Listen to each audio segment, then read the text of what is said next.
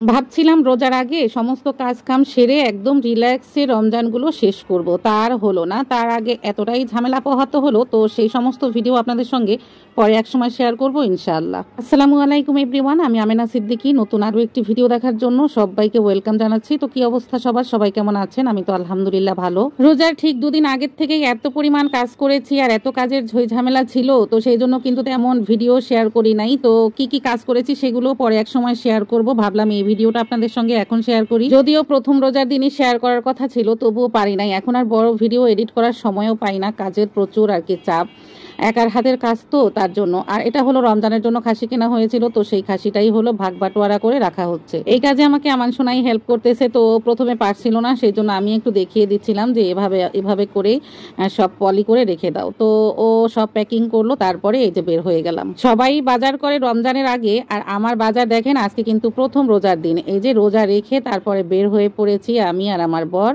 তো ওভারে করে চলে আসছি। তো পথিমধ্যে রাস্তার ভিতরে একটা অ্যাক্সিডেন্ট হয়েছে, সেই জন্য আমার জামাইটা দাঁড়িয়ে ড্রাইভার সহ ওখানে একটু হেল্প করতে গেল। আর এই পাশে আমরা ধীরে ধীরে চলে এসেছি new market, Savar new market. তো আমাদের রমজানের কোনো বাজারই করা হয়নি, আমার বড় ব্যস্ত ছিল আর আমাদের কাজের একটু প্রেশার ছিল। যাই হোক, আমার বর সেই জন্যই বলেছিল যে প্রথম রোজার দিন, আমরা প্রথম রোজায় তো মানুষ তেমন একটা কাহিল কিংবা দুর্বল এগুলো আর হয় না, সেজন্য প্রথম রোজার দিনই আমরা বাজারটা করে নিব। তো তার জন্য এখানে স্বপ্নতে চলে এসেছি। আর স্বপ্নতে এসে টুকটুক করে সমস্ত বাজারগুলো, মানে যা যা আমার মনে পড়তেছে, যা যা লাগবে সেগুলোই নিয়ে নিচ্ছি। এটা হলো আমার বরের সাথে আমার ফার্স্ট আর কি রমজানের বাজার করা। আমি কখনোই এভাবে আমার বরের সঙ্গে বাজার করিনি রমজানের। যাই হোক, খুব ভালো লাগতেছিল। রোজা রোজা মনে হচ্ছিল না, আর প্রথম রোজা তো আর তেমন একটা খারাপ লাগে না। এই যে এখান থেকে ধীরে ধীরে দেখছিলাম। আর এটা হলো কালো চাল, আর কালো চালের ভাত আমি কখনো খাইনি, সেই জন্যই নিয়ে নিলাম। দেখি অনেকেই খায়, তো এটা কীরকমের লাগে সেটাই খাবো। আর রাজমাটা নিলাম, রাজমা আমি কখনো খাইনি, এটাও নিয়ে একবার ট্রাই করব। আর এখানে একটা রামেন নিতেছি, যখন ইফতারির টাইমে কোনো কিছু খেতে ইচ্ছে করবে না তখন এই রামেন খাওয়া যাবে। আর বাচ্চাদের জন্য সাধারণ নুডলস, মানে টুকটাক করে যা যা প্রয়োজন সব কিছুই কিন্তু নিচ্ছি। এখানে এই যে আমার বর নিয়েছে অ্যালোভেরা ক্রিম পাউডার, যা যা লাগে সব। পরিবারে দেখবেন মানে মহিলারাই স্কিন কেয়ার করে কিংবা যত্ন করে শরীরে, কিন্তু এদিক থেকে কিন্তু আমার বর অনেকটাই এগিয়ে, কারণ আমি এ সমস্ত কিছুই করি না, কিন্তু আমার বর এগুলো খুব ভালো করে। আসলে সে একটু স্মার্ট টাইপের, সবসময় ক্লিন ক্লিয়ার থাকতে বেশি পছন্দ করে।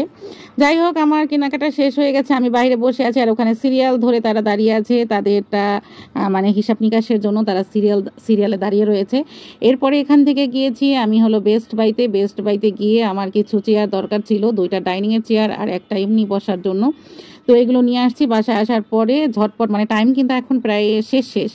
তো এই সময় আমার হলো ঝটপট করে সবগুলো বের করে নিয়েছে। আর ইফতারিটাও আমার বর কিনে পাঠিয়ে দিয়েছে, যাতে করে সব কিছু সাজিয়ে নিতে পারি। কি ভাবলাম আর কি হলো বলেন তো, প্রথম রোজার দিন ভাবছি ইফতারিটা নিজের হাতে বানিয়ে খাবো, সেখানে আমার বর সব কিছু কিনে পাঠিয়ে দিয়েছে, কারণ টাইম নেই। আমার আসতেই হলো 5টা বেজে গেছে।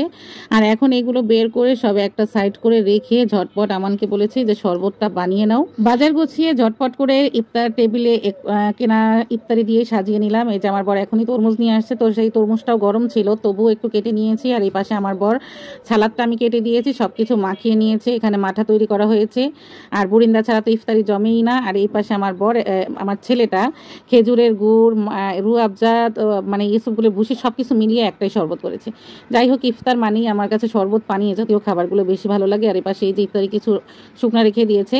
তো আমার বর কিন্তু বেশ আমেজে অনেক ইফতারি নিয়ে এসেছে, তো আলহামদুলিল্লাহ একটা ইফতারি তো লবণ ছিল না।